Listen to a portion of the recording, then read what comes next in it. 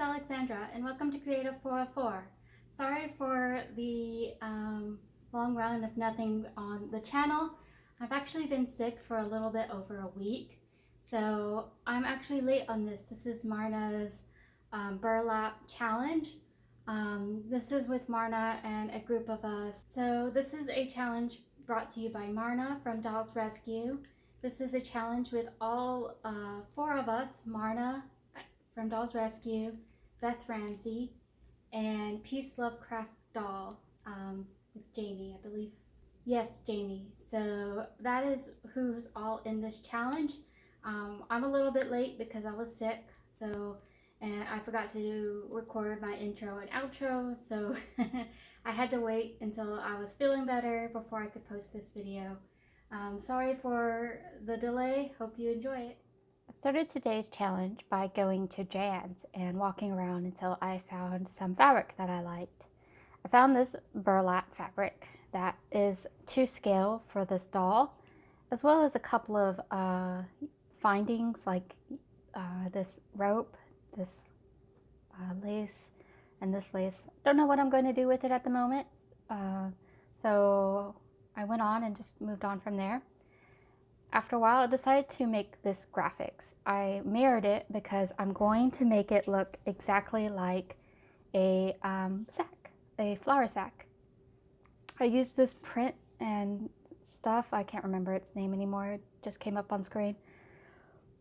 But as you can see, it came okay. It does have a nice vintage look when it's like this, but I gave it a couple of tries and eventually got one that's a little bit more saturated in color, which I thought looked a lot better because I could read the words a lot better.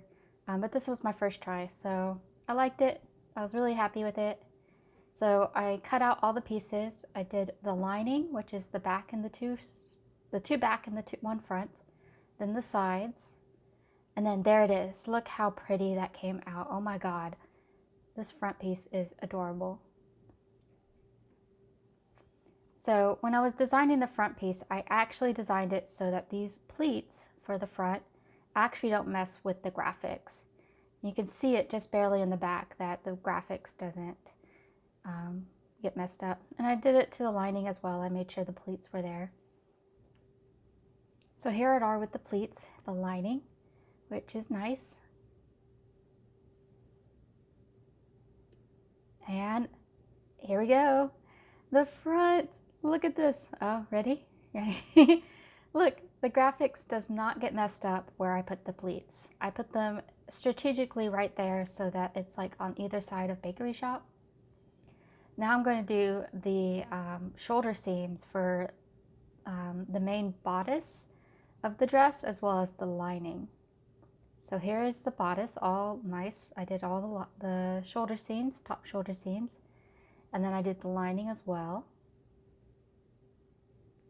If you've seen my A-line dress tutorial, this is exactly the same, except I'm just adding a few extra steps and taking away one step. So here it is. I put the lining on.